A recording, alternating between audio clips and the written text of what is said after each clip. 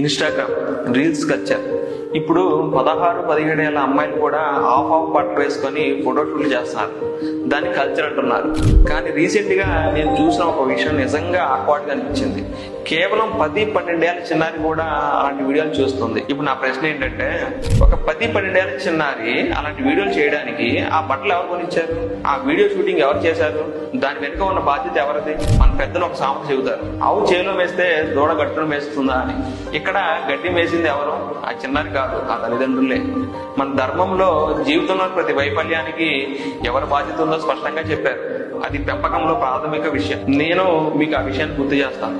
కూతురు చెడితే తల్లి తప్పు, కొడుకు చెడితే తండ్రి తప్పు, ప్రజలు చెడితే ప్రభుత్వాన్ని తప్పు, గుర్రం చెడితే గుర్రపు స్వారీ చేసేవాడి తప్పు.